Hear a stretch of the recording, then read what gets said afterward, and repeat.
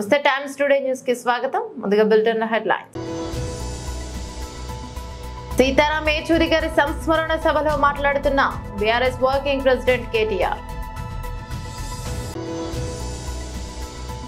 శ్రీ ఏచూరి సీతారాం గారి స్మారక సభలో ముఖ్యమంత్రి రేవంత్ రెడ్డి.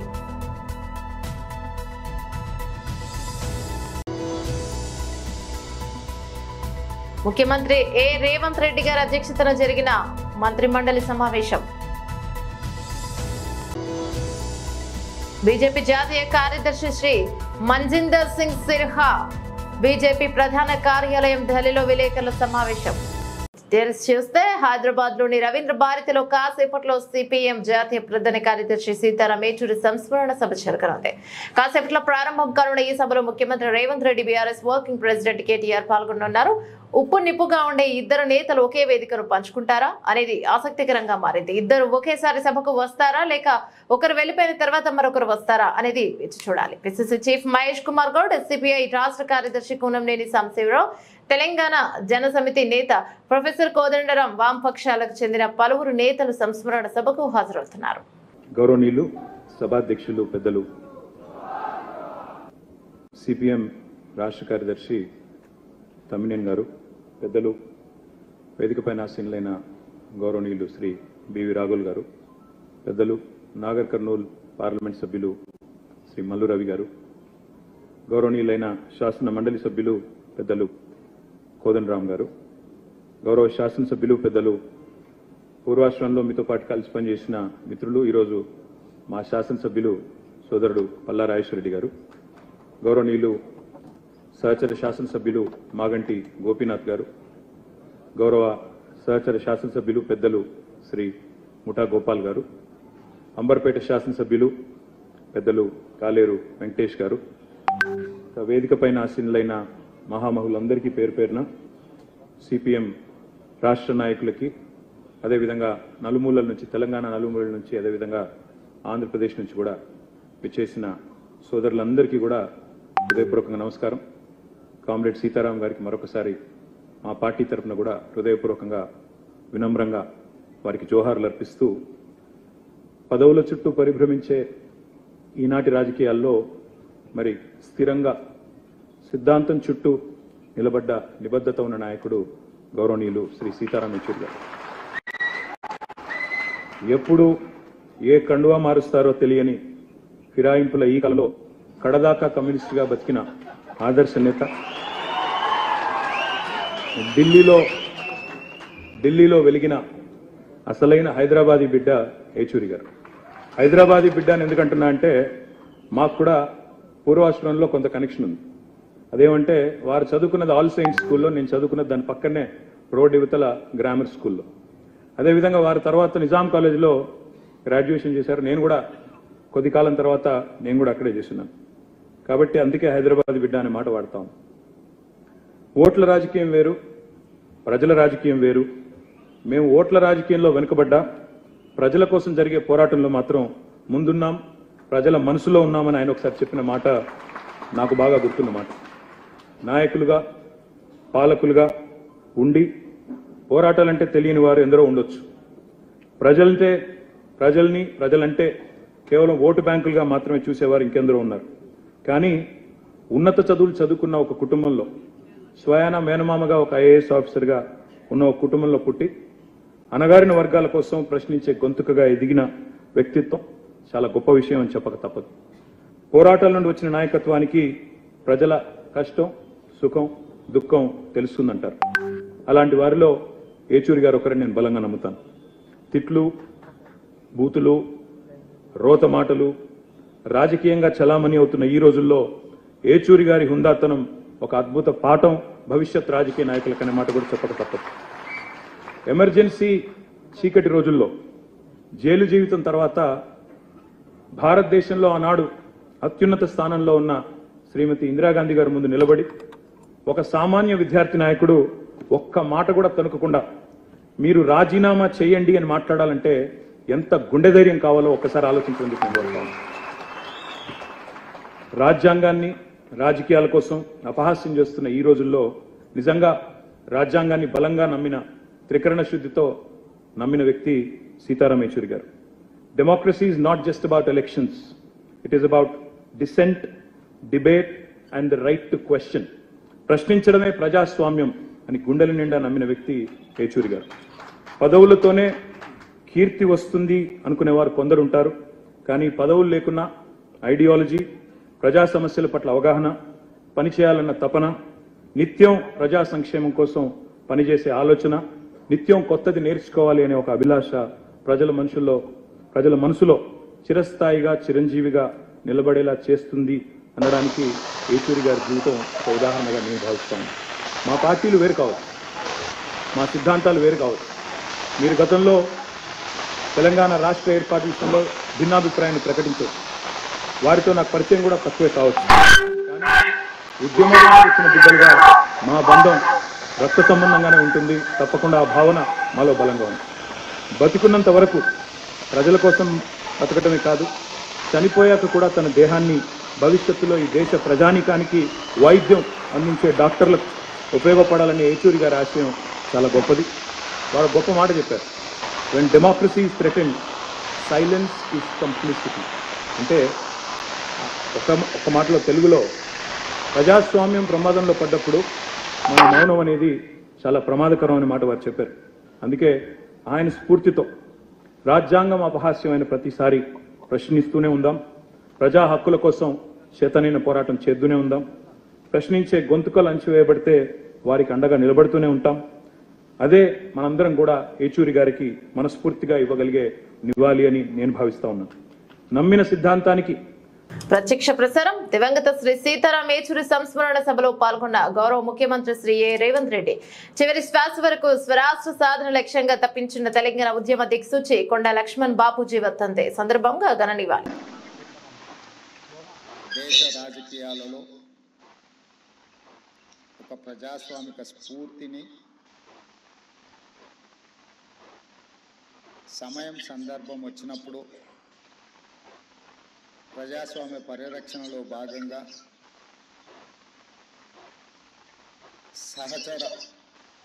సహజ మిత్రులైన కాంగ్రెస్ పార్టీని కూడా విధానపరమైన ఆలోచనలో విభేదించి ఈ దేశంలో ఉండే పేదలకు, ప్రజాస్వామిక వాదులకు ప్రభుత్వం యొక్క విధి విధానాలు ఉపయోగపడాలి అని చెప్పి పేదల పక్షాన గలం విప్పిన సీతారాం యేచూరి గారు మన మధ్యలో లేకపోవడం తీరని లోటు. కానీ వారి ఆలోచన విధానం, వారు విద్యార్థి దశ నుండి ఎస్ఎఫ్ఐ కార్యకర్త నుంచి సిపిఐఎం జాతీయ ప్రధాన కార్యదర్శి వరకు దశాబ్దాల కొద్దీ ప్రజా సమస్యల మీద, ప్రజాస్వామిక వేదికల మీద వారు మన యొక్క కీర్తిని, మన యొక్క గొప్పతనాన్ని ఈ ప్రపంచానికి సాటిండు అని చెప్పి నేను గర్వంగా చెప్పగలను.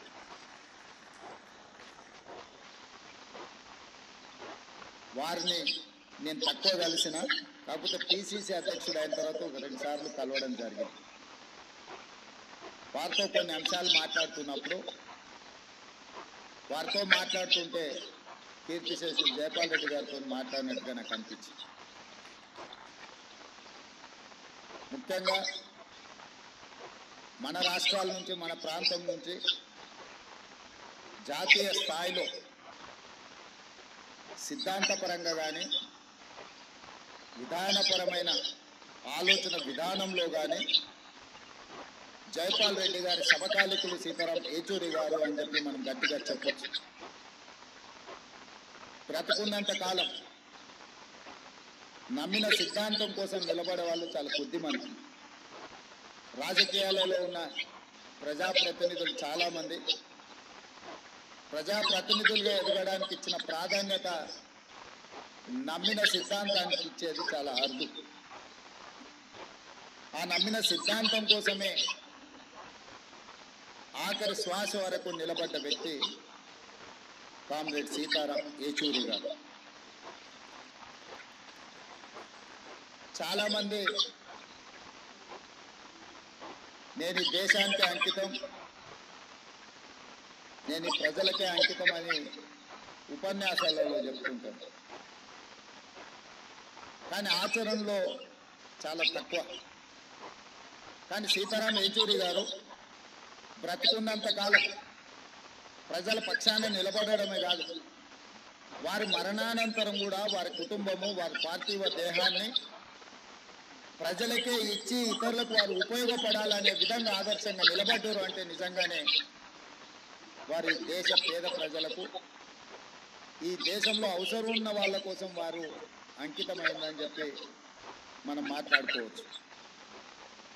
ఈరోజు విలువలు సిద్ధాంతాలు అంతరించిపోతున్న సందర్భంలో, చారిత్రాత్మకమైన సందర్భం, దేశం మీద భారతీయ జనతా పార్టీ లేదా భారతీయ జనతా పార్టీ లాంటి ఆలోచనలు ఉన్నవాళ్ళు అధికారం కోసం జమిలీ ఎన్నికల ముసుగులో ఈ దేశాన్ని కబలించాలనుకుంటున్నప్పుడు అత్యంత చారిత్రాత్మకమైన కీలకమైన సందర్భంలో సీతారాం ఏచూరి గారు లేకపోవడం ఈ దేశానికే తీరని నష్టము అని చెప్పి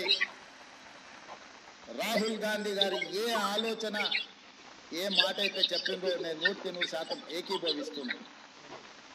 రాహుల్ గాంధీ గారికి, గాంధీ కుటుంబానికి సీతారాం ఏచూరి గారితో చాలా సన్నిహిత సంబంధాలు ఉన్నాయి.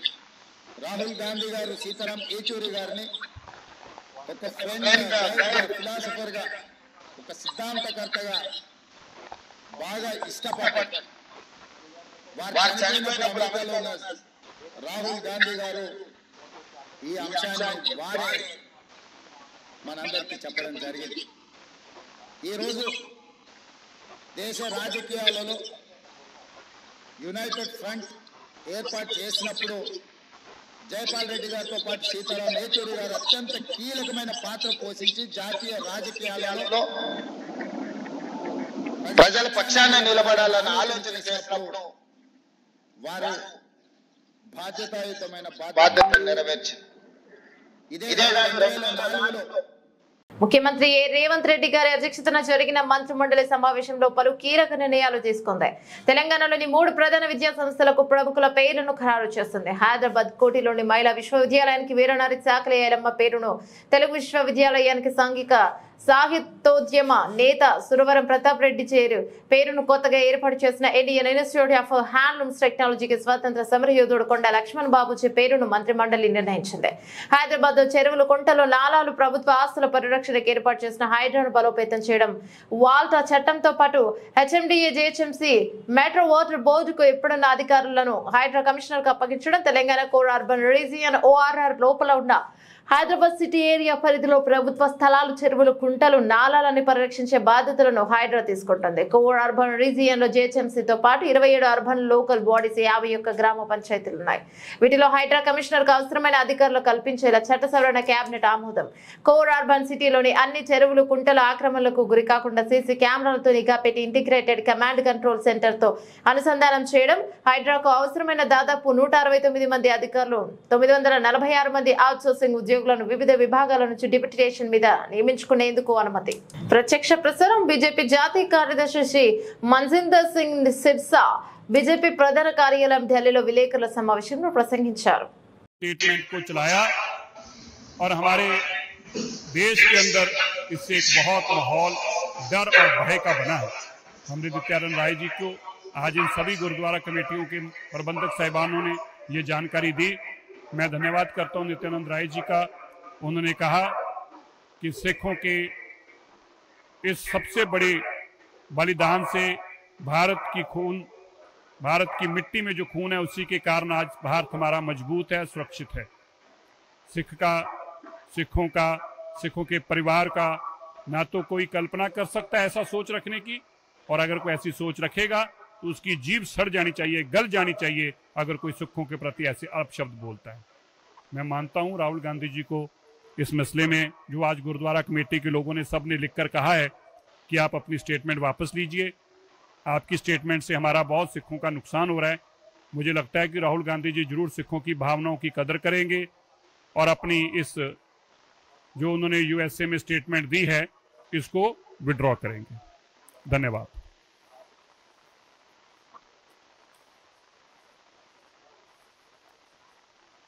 और कुछ आपको बता दें।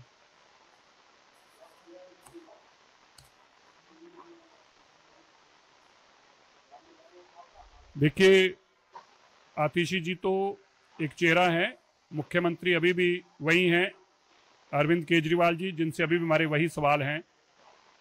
वो भ्रष्ट करप्ट मुख्यमंत्री जो आम आदमी पार्टी के मुखी भी हैं, जो पार्टी पूरी तरह करप्शन की दलदल में धसी हुई है, शराब घोटाले के दलदल में घुसी हुई है।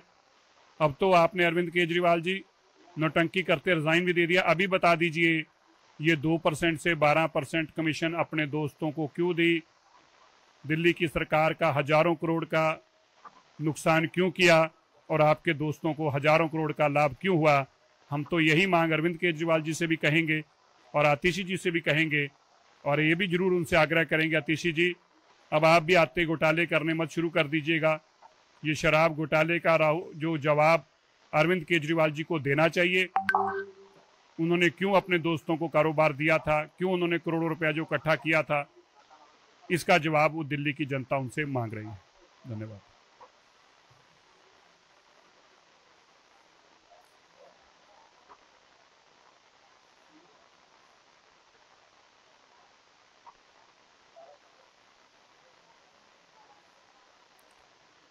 देखिए, मेरे को ज्वाइन का तो पता नहीं, देखिए वो तो माननीय खट्टर साहब की स्टेटमेंट क्या है, पर हम सब लोग जानते हैं कि मीडिया में और सोशल मीडिया में जो चल रहा है, जिस तरह से एक कांग्रेस की ऐसा ही शुरू से आदत रही है।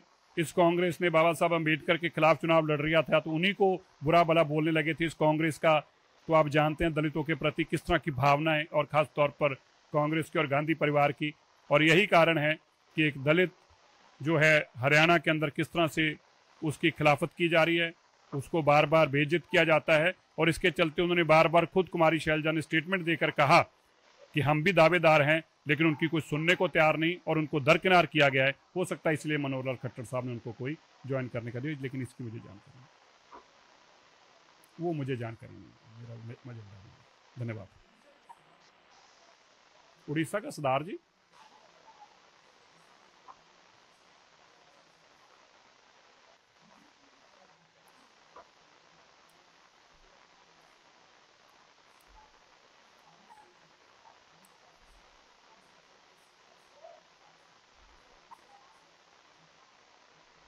छोड़िए जी, कांग्रेस का तो काम ही ये है।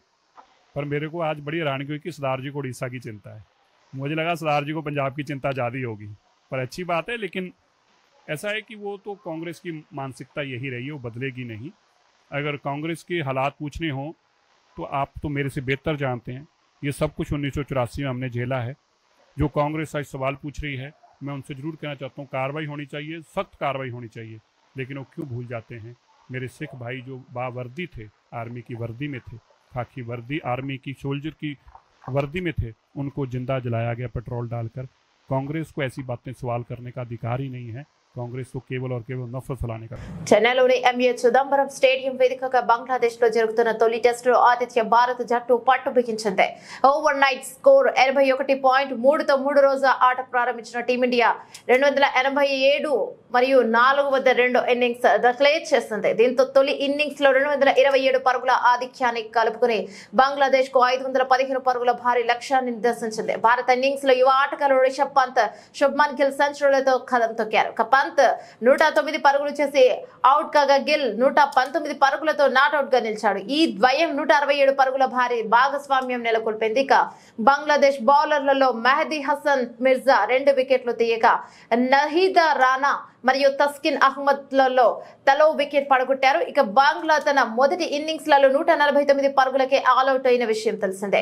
కాగా బంగ్లా టైగర్స్ కు 515 పరుగుల భారీ టార్గెట్ ఛేదనకు 2.5 రోజుల సమయం ఉంది. అయితే భారత బౌలర్లను ఎదుర్కొని బంగ్లాదేశ్ లక్ష్యాన్ని ఛేదించడం అంత సులువేమీ కాదు.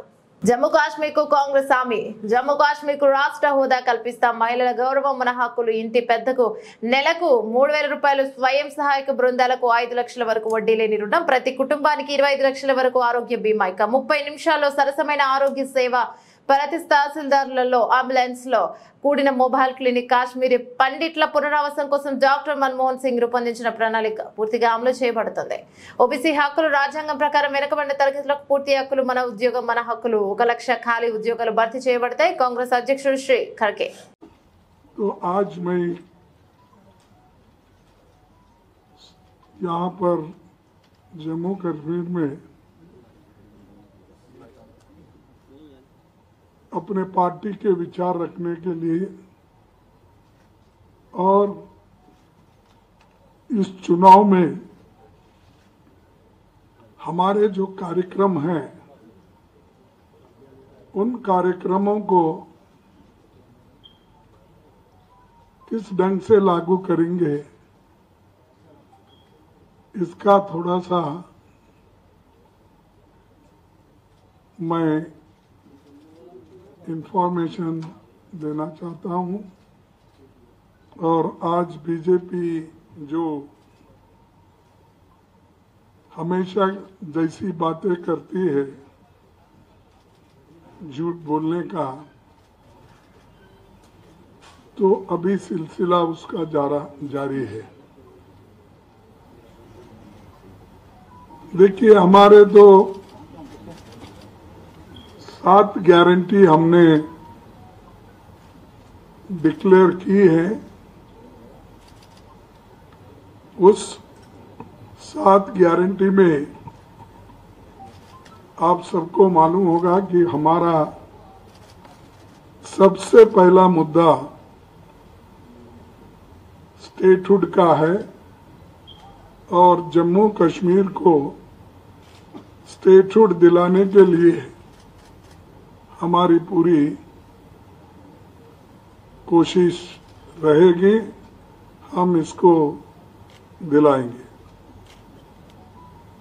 और दूसरी जो हमारी गारंटी है, अच्छी सेहत हमारा हक है और इसके लिए हम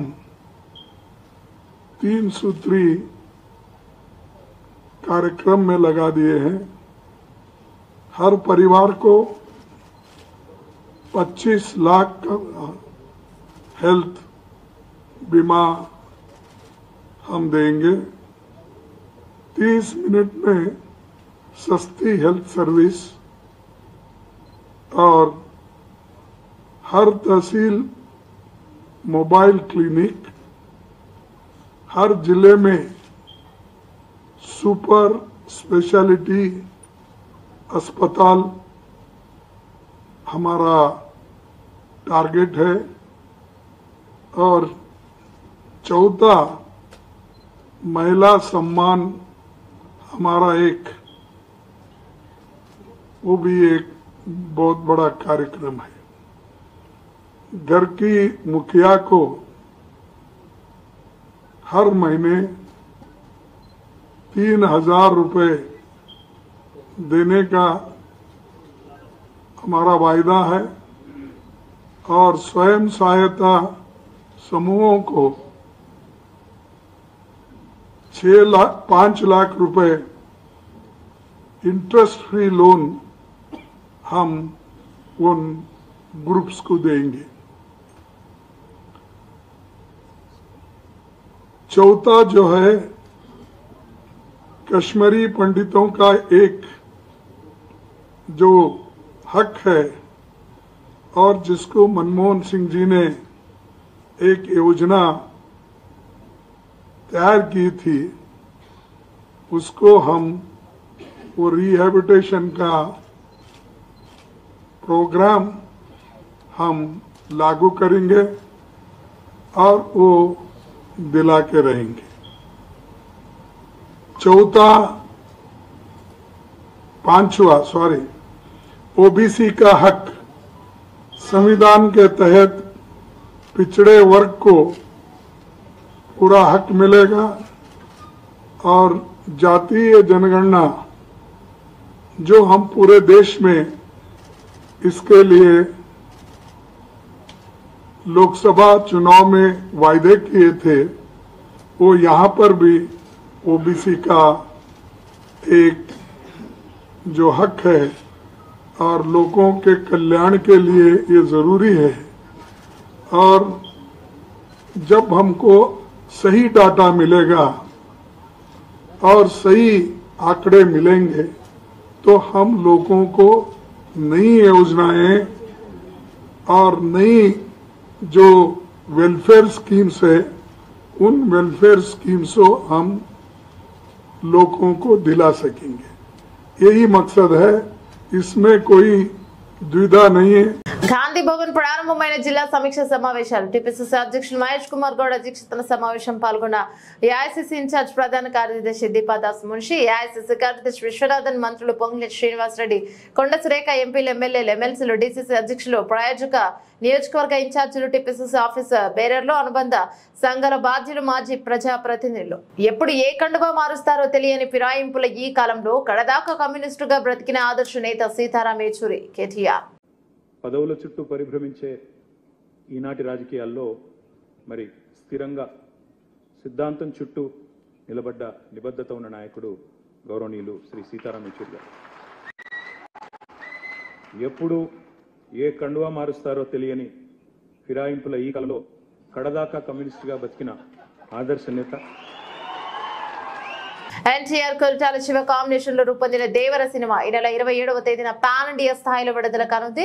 ఇక ఆ రోజుకు ఎన్టీఆర్ అభిమానులంతా 1000 కళ్ళతో వెయిట్ చేస్తున్నారు. భారీ బడ్జెట్ తో నిర్మించిన ఈ సినిమాకి టికెట్ల రేటు పెంచడానికి ఆ రోజు నుంచి 6 షోలు ప్రదర్శించడానికి ఏపీ ప్రభుత్వం అనుమతించింది. మల్టీప్లెక్స్ లలో ఒక్కో టికెట్లపై 135 వరకు, సింగిల్ స్క్రీన్ థియేటర్లో అప్పర్ క్లాస్ ఒక్కో టికెట్ పై 110, లోయర్ క్లాస్ ఒక్కో టికెట్ పై 60 వరకు పెంచుకోవడానికి అనుమతించింది. రిలీజ్ రోజున సెప్టెంబర్ 27 12 AM నుంచి మొత్తం 6 షోలకి 28వ తేదీ నుంచి 9 రోజుల పాటు రోజుకు 5 షోల ప్రదర్శనకు అనుమతి లభించింది. ఎన్టీఆర్ అభిమానులకు ఇది ఖచ్చితంగా శుభవార్తేనని చెప్పాలి. ఎన్టీఆర్ ద్విపాత్రేన అభినయం చేయడం, ఆయన జోడీగా జాన్వీ కపూర్ టాలీవుడ్ ఎంట్రీ ఇస్తుండటం, ఇప్పటికే అనిరుద్ బాణీలకు మంచి రెస్పాన్స్ రావడంతో సినిమాపై అంచనాలు రేంజ్ లో ఉన్నాయి.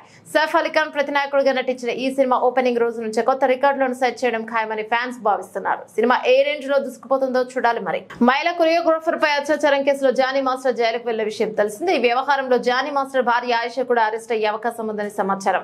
ఆయిషా తనపై దాడి చేసిందని అత్యాచార బాధితురాలు తన ఫిర్యాదులో పేర్కొంది. దీనిపై మరో కేసు నమోదు చేసి ఆయిషాతో పాటు మరో 2 నిందితులుగా చేర్చాలని పోలీసులు నిర్ణయించినట్టు తెలుస్తోంది. అదే జరిగితే ఆయిషాను అరెస్ట్ చేయడం ఖాయమని న్యాయ వర్గాలు చెప్తున్నాయి. జానీ మాస్టర్ అత్యాచారానికి పాల్పడిన సమయంలో బాధితురాలి వయసు 19 సంవత్సరాలని తేలడంతో పోలీసులు ఫోక్సో చట్టం కింద కేసు నమోదు చేశారు.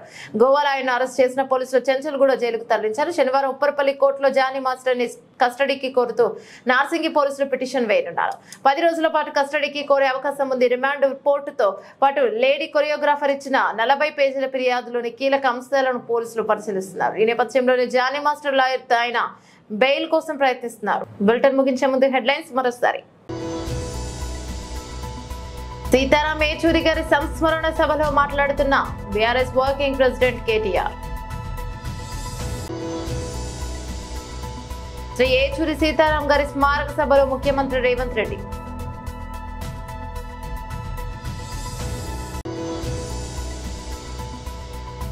ముఖ్యమంత్రి రేవంత్ రెడ్డి గారి అధ్యక్షతన జరిగిన మంత్రి మండలి సమావేశం. బీజేపీ జాతీయ కార్యదర్శి శ్రీ మంజిందర్ సింగ్ సిర్హా బీజేపీ ప్రధాన కార్యాలయం ఢిల్లీలో విలేకరుల సమావేశం. ఇవి బులెటిన్లోని అప్డేట్స్. మరో బులెటిన్ లో మళ్ళీ కలుసుకుందాం. అంతవరకు సెలవు. నమస్తే.